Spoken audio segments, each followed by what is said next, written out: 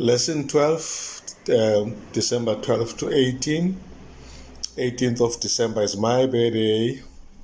Oh, Nkosi yami kusekhona happy birthday. Awu ya, kuzolunga. Kusekhona ama-present nje bakithi. Awu, ama-gift. Kodwa kuzolunga. Isifundo sethu sikhuluma-ke bantwana bakaNkulunkulu ngendaba enhle engithe mangiyifunde yangijabulisa. La sikhuluma khona ngesabatha bese sikhuluma ngokuthi-ke ukuba namava nokuphila isimilo sikaNkulunkulu. Indimana yekhanda uyena uMark isahluko ngesibili ivesi lakhona ngu-27 no-28 la sitshelwa khona nguJesu ukuthi isabatha esho kubo ayikhuluma nabo lenzelwa umuntu akezelwanga isabatha. Ngakho-ke nawe uJesu uyinkosi neyesabatha. Asikhuleke. Siyacela-ke Moya Engcwele bawuphinde bowuthisha wethu eqiniso sifundisa izwi lakho kahle njengoba silizama nathi ngokusizwa nguyena uMoya Engcwele. Sicela kusihole njalo eqinisweni singaphumi kulo ngoKristu Jesu inkosi. Busa bonke abazalisa isifundo nami ngokufanayo ngicela isibuso sakho sihlale phe kwami mangiqhuba lenkonzo yesifundo zethu ngoJesu Kristu umsindisi nethemba lethu wabajobo ngaphakade. Amen. Njengoba-ke sibuka isihloko sengishilo kwindimana yethu bazalwane, indatshana nje encane engiyithandile uma ngifinqa nje ngoba ngifuna ukugoqa bantwana bakwethu la ukuthi indaba yalosisi uJodi kanye nomngani wakhe uGail yaba indaba ethathekisile ukuthi uma emenywa lo ongum-Adventist ekhaya lalo mhlobo wakhe bazomhlalisa wakwazi ukuthi ayimele inkolo yakhe kakhulukazi ukwazi ukukhumbula mazoqala isabatha on a Friday ukuthi kwenzeke ngendlela efanele kukhumbuleke ukugcineka nokuhlonipheka kwamahora baqala usuku lwesabatha. Ngofishane nje lokho kwaba ne-impact noma umphumela owenze lo mngani wakhe wabona ukuthi le nkolo icacile nokuhlonipheka kaNkulunkulu kwabe-ke sekuyenzeka. Uma sibheka-ke olukuqala usuku sifumenele ukuthi kuthiwa-ke asisho izinto okuyizona ezingamathuba esinokwafunda ngesikhathi sosuku lwesabatha. Qala kurefera ku-Adam no-Eva nanokuthi-ke sinani-ke esibone ngamathuba namhlanje asenesigqi endabeni yokuba kuphunyulwe ngosuku lwesabatha. Yini esingayenza-ke ukuba-ke amasabatha ethu abe nganothile noma acebile. Kutholakele-ke ukuthi engikutholeleyo mina isikhathi sokuchitha usuku olubusisekile besikhathi sibusisekileyo noNkulunkulu ileyo nto eprovidwa ngempela usuku lwesabatha. Injabulo futhi yomshado ka-Adam no-Eva beshade ngayizolo baba nosuku lokuqala olugcwele babalichithe as a couple bengekho boyi-2 kodwa benoNkulunkulu enkathini yakhe engcwele yosuku lwesabatha.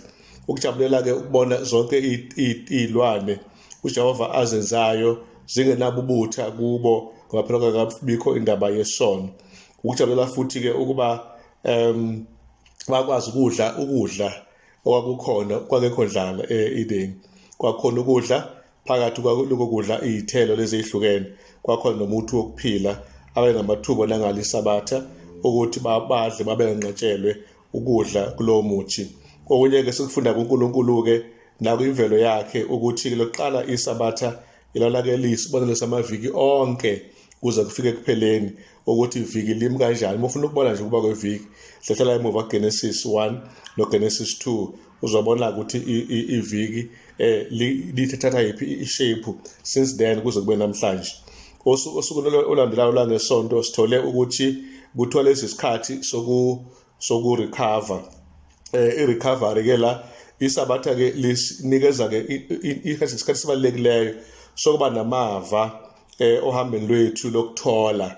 I-recovery-ke ukuthola ukufumana khona esikufumanayo-ke la sifumana uNkulunkulu sizifumane nathi njengoba babezokhunjuzwa amaJuda ngalo isabatha ukuthi baphuma ebugqileni sebelahlele identity babuye bayibona ukuthi bayisizwe kaNkulunkulu futhi baba ne-self discovery after bethole uba uNkulunkulu abanikeze usuku lwakhe lwesabatha selilahlekile ngenxa yokuqilazwa babe nakho eGibhithe.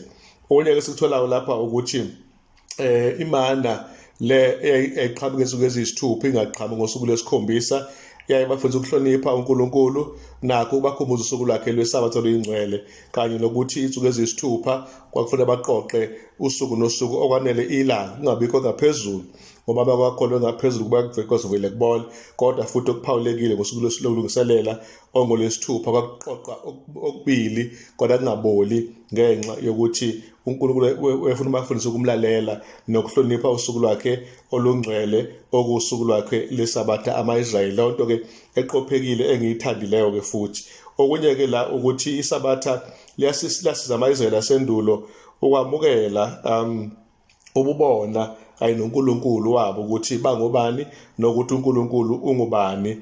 Lapha ke singasiza nezingane zethu nathi ama-teenager nama-children age babe nengqondo ukuthi bangobani noNkulunkulu futhi ungubani. Lokho singakufunda sinabo ngosuku kaNkulunkulu lwesabatha. Imaphi kamava ke esinawo okuba sibe nokuthokoza lesimilo sikaNkulunkulu ngesabatha na linakho ke lekuhlezekayo ke isabatha isikhathi sokumangala ufika Genesis sahloko 1 uverse 2 mangigoqa isifundo ngesabatha isikhathi sokumangala ubuka amandla kaNkulunkulu nomhlinzeko wakhe omangalisayo.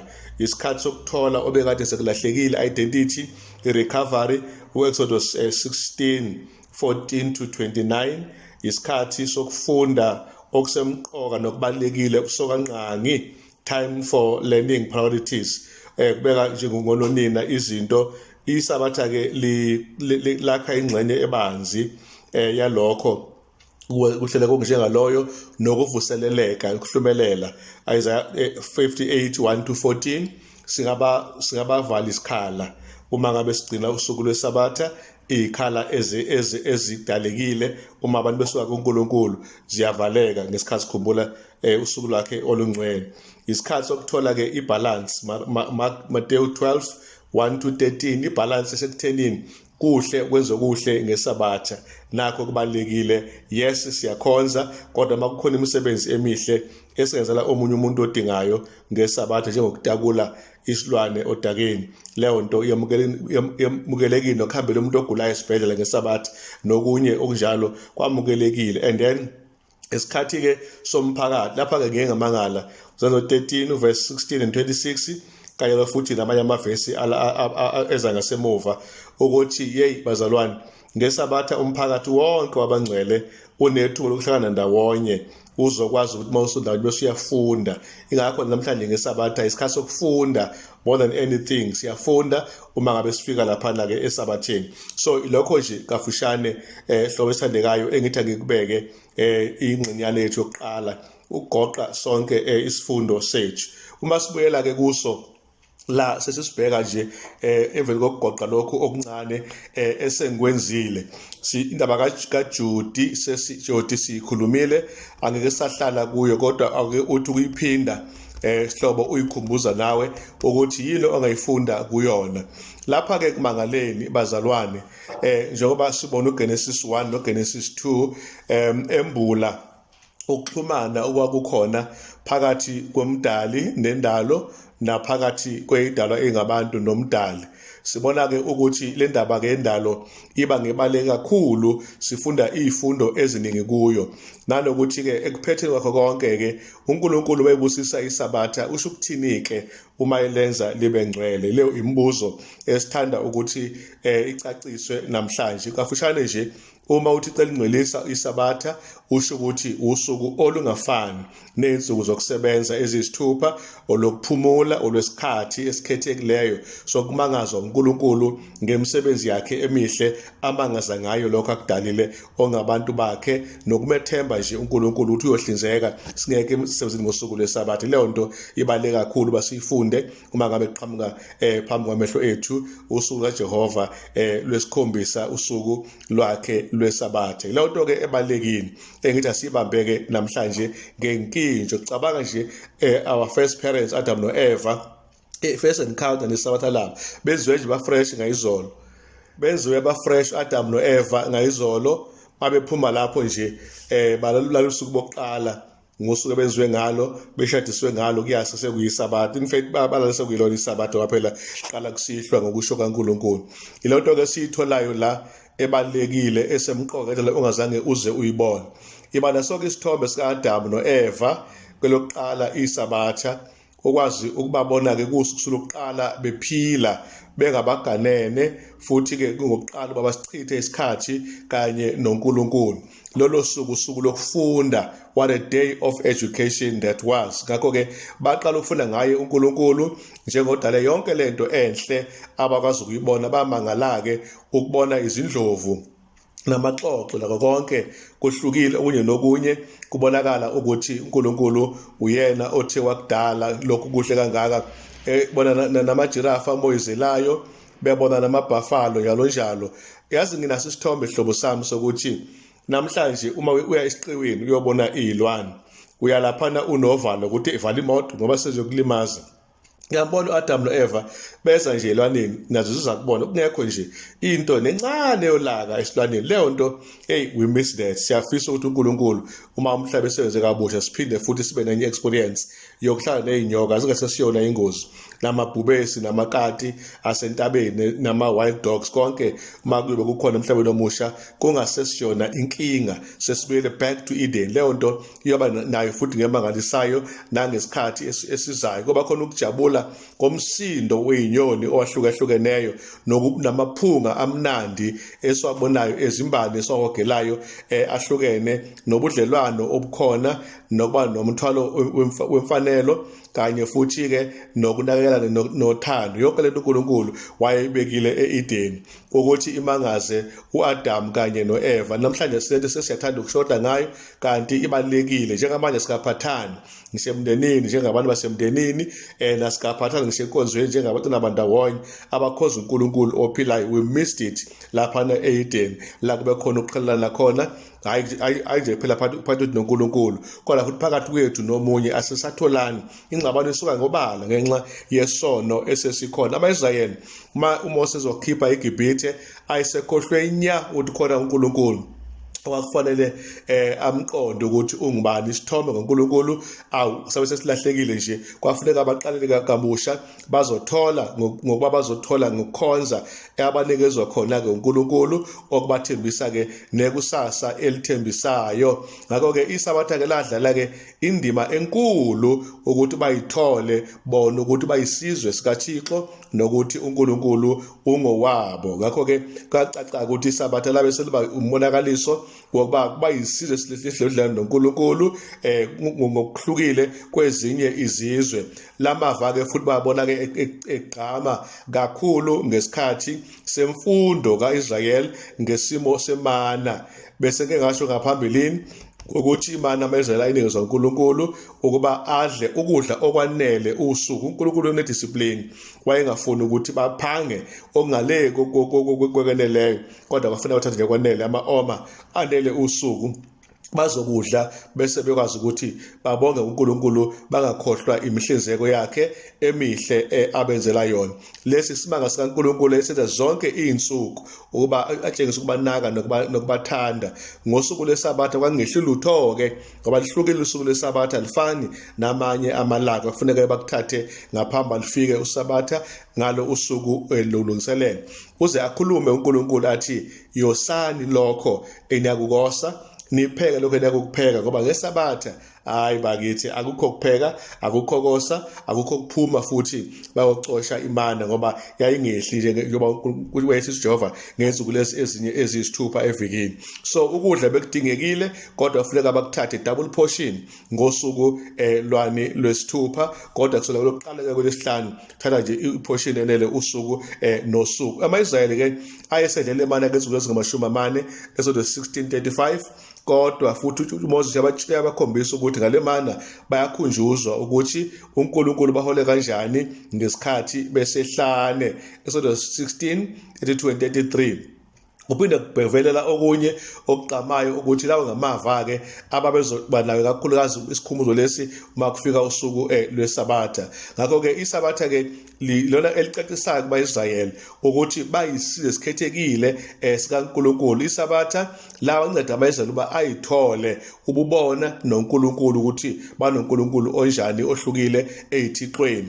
Kanti futhi ngakho ukuhlonipha lokugcina usuku lwesabatha babekwazi futhi ukuthi bakhule ekuqondeni kabanzi isimilo sikaNkulunkulu umdali wabo kanye nokwakha ubudlelwano naye obuphilileyo okunguyena obathembisile lokho phela ebethembise khona.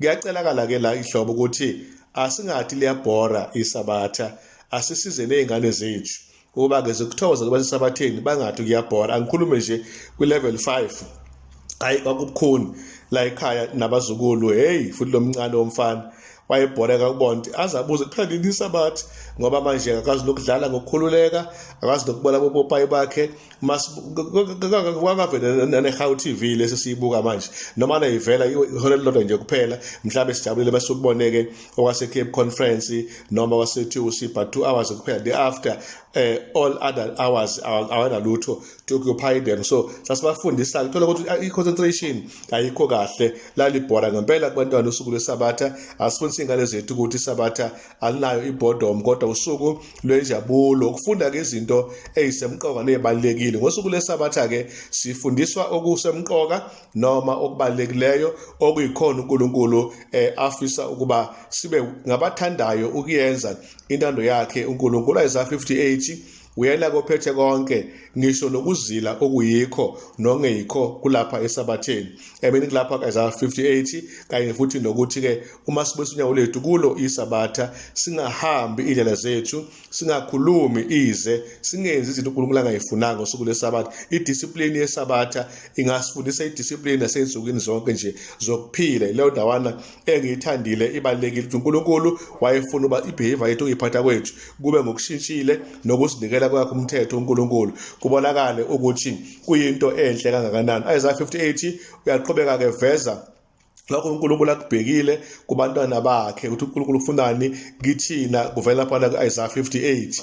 Uma umfunda kaIsaiah kahle 13 and 14 uNkulunkulu waphinda futhi agxile ngalo usuku lwesabatha. Ugxila kuphi na uma esephetha lesi siphetho uNkulunkulu lapha ke kuvela ukuthi ke kuyisiprofeto esihamba isahloko sonke lesi okumele sisiqapheleke ukuthi asogwema ukukhuluma izinto eziyize nokwenza okungafanele. Exwayisa ke lapha ke umprofeti ngamanye amagama ngesabatha kona nje routine senze into ngoba sifundisiwe kodwa senze lokho uNkulunkulu akuthandayo ngenxa yokuba sembulelwe ukuthi uyahlonishwa futhi kuyaphunyulwa futhi kwenziwa lokho kwintando yakhe ukuze sibone kahle isimilo sikaNkulunkulu sisithokozele njengoba siphila ngokugcina yakhe imithetho nelakhe isabatha esimkhonza ngalo. Kungasho ukhonza ngesabatha kuphela kodwa ngendlela ekhethekile ngesabatha. Ezinye insuku siyamkhonza kodwa simkhonza singabaxubene nemisebenzi. Ngesabatha simkhonza imisebenzi imile ukukhonza uNkulunkulu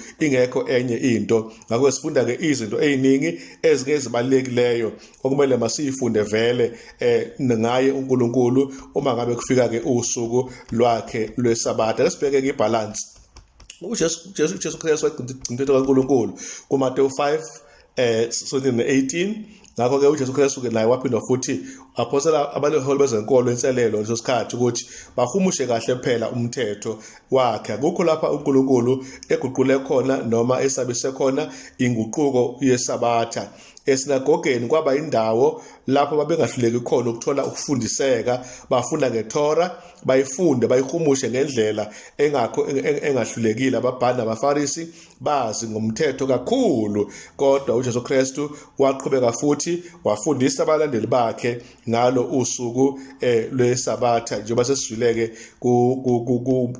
kuMateyu 12:1-13 no Luka 13:10-17 la qhamuka khona imfundiso kaJesu ukuthi konke okunye okuthinta ukugcina ngosuku lweSabatha kuhle, kodwa ukwenza okuhle ngalo usuku lweSabatha ufanele kufaka phakathi ukuphulukisa nje ukuthi saphulukisa abantu ngeSabatha. Akho debate ke sinawo lapho, vele siyahlonipha uNkulunkulu wethu uma esambulela lawo maqiniso. Yena onegunya phezulu kweSabatha uphinde asigunyaze ukuthi singenza imisebenzi emukelekile ngelanga lakhe langeSabatha. Ngakho ke sakubonga kakhulu lokho uMark chapter 2 asibekele khona mawufunda u27 kanye no28 kunalawo magama lawo ayindemana futhi yethu yekhanda. Leyo ndimana yethu yekhanda ke ithi ke uNkulunkulu wenza futhi ithuba elikhethekileyo lapho uNkulunkulu efuna sifunda khona ngesibilo sakhe njengomenzi kwezinto zonke nowenze iSabatha esifunda ngalo uba sikwazi ukubabaza nokunikeza imvelo yakhe isithunzi esifanele. iSabatha lezi ukuthi umuntu akhumbule ukuthi uNkulunkulu udala izulu nomhlaba akekho omunye. Ivelo kaNkulunkulu inikezwa ivalue nenhlonipho icreation ngenxa yokuba sigcina ngcwele usuku lwakhe olungolweSabatha. Kuthanda kuba kube khona ke imibuzo ke uJesu ayivusa ngokwenza nangokuthi ke abaphusha abafundi bakhe nabaholi bezenkolo nezixuku ukuba baye phela embhalweni bathole ngokholo bathole ukuthi lokhu Jesu ayikwenza nayichaza kwachaza ukuthini ayikufundisa phela. Kwangelula ukuthi bakuthole kahle konke lokhu njengoba khona imigomo nemigoqo ayibekiwe esiyenza kungasengathi kubi ukuba lemigoqo ingemibi ngokwayo, kodwa uma isiyenziwa ibe yiyona yona sekonakele, kodwa ke ayikube yilokho kulalela uNkulunkulu ongaphezulu kwemigomo. Asigcini iSabatha ngomgomo kodwa ukuhlonipha nokwesaba igama elinamandla elikhulu lenkosi yethu enguJesu Kristu. Lokho ke la okubalekile ngithe mangifika lana okuthiwa khona isikhathi somphakathi ngabuka ukuthi nathi incwadi yezenzo 13 u14-45 ngase ngiyibuka ke emqondweni wami ngayifunda bazalwane. Ngathi yazi ngathi ngiqala kuyifunda ke lesahluko angangalifunda eBhayibheli lonke ngizaliqeda, kodwa mangifika lana uPaul eshumayela eAntiochia nasePisidia ngeke ungafunda onke, but verse 14 bona ekumukeni kwabo ePhege baya eAntiochia lasePisidia bangena esinagogeni ngosuku lweSabatha bahlala phansi. La into abalekile esinagogeni ngosuku lweSabatha bahlala phansi. And then uPaul uyaqhubeka la elanda umlando kaNkulunkulu nento ayizele amaIsraeli asendulo, kodwa kuvela iminyaka lapha engamashumi 4 ukuthi wababekezelela ehlane uverse 18 kungathi iminyaka engamashumi 4, and then iqhubeka futhi uverse 20 kwadlula kungathi iminyaka engamashumi 4 namashumi ayisihlanu umakhulu manje 450 years sebefikile ezweni lesethembiso. Emva kwalokho kwabikwa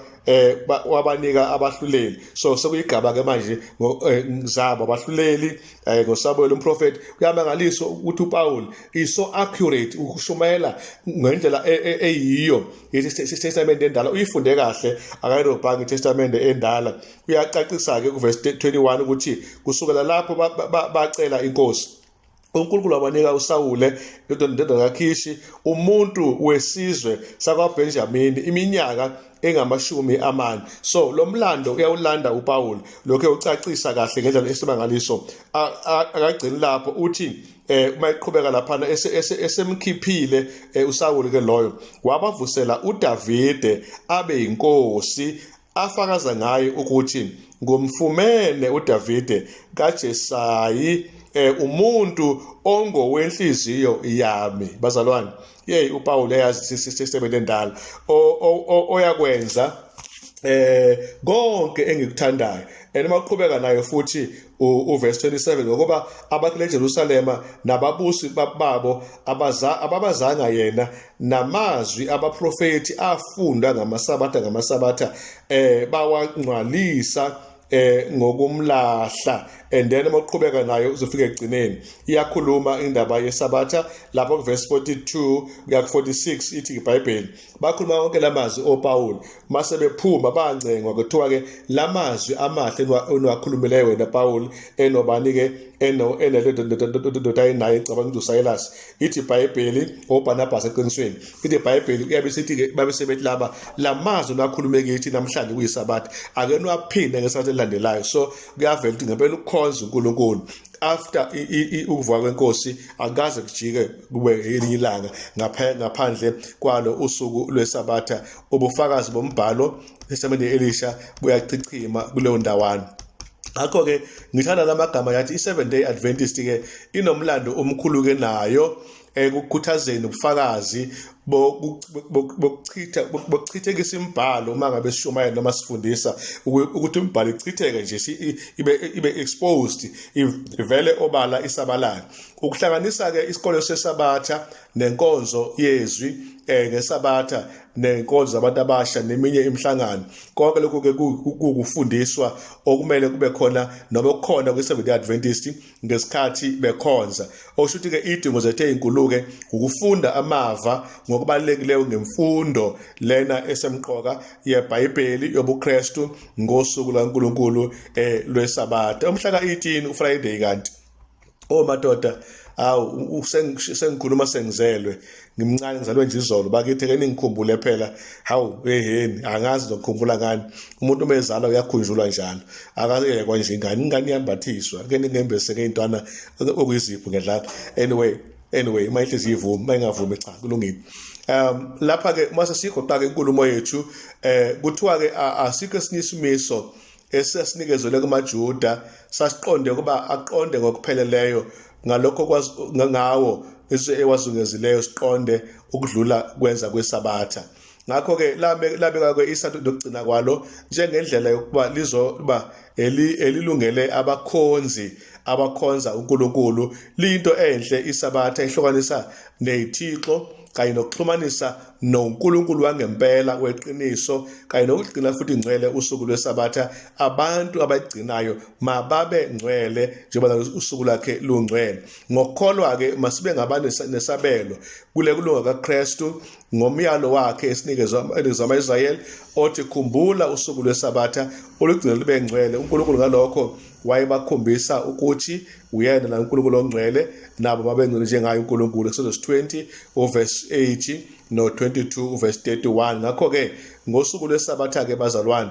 asehlukaniseke nathi njengamayizela sendulo sibe ngabakhonzi bakaNkulunkulu abayihlukanisile nokunye okudlala okuthiwa kukhonza okwenziwa lapha emhlabeni Ellen White Journal of Ages page 283 ubeka ke lawo magama uyaphinda futhi ku288 no289 kule incwadi efanayo uthi ke ngakho ke isabatha ke liwuphawu lamandla kaKristu okwazi ukwenza ingcwele ukuthi angizinzize lapho ngesabatha sibona uJesu enamandla okungcwelisa noma okwenza ngisho umuntu oyisoni abengcwele ngakho ke lolu phawu loluke lugcwele ke amandla amakhulu lunikeziwe ke thina ke esibama ezeli kaNkulunkulu nathi sibe ngabantu abanesabelo ebungcweleni uNkulunkulu ayibona ngokungcwelisa isabatha nathi siyangcweliswa siba ngabangcwele phambi kaNkulunkulu wethu osezulwini mhlawumbe ke igoqa yonke ke inkulumo yami namhlanje ilokho engingakusho ngaphambili engithanda ukuthi ngabe ngisakusho mhlawumbe ngisheshise nje masishane bese ngiyagoqa ukuthi sikhulumile ngendaba yelokhu ngane bathandekayo la masishane nje sikhulumile ngendaba ukuthi isabatha isikhathi somphakathi wabangcwele uhlale ndawonye uzodumisa uNkulunkulu and then okunye sikufundile futhi ukuthi ngosuku lwesabatha abazalwane usuku lokuthola ibalance phakathi kokumele sikwenze nongamelanga sikwenze okunye sikwenze njengoba sabatha onke kodwa mase kuphoqa ngenxa yendingeko sosuku masikwenze magula umuntu ufela semphulumise esibedlela noma ayobonwa esibedlela ngeke sithi uba yisabatha and then okunye ke esingakuqaphela sifunda into esemqoka sibeke phambili lezo siyilandele ngoba uNkulunkulu thanda ukuba senze kanjalo. Okunye futhi ngosuku lweSabatha sikutholile usuku lokuyithola thina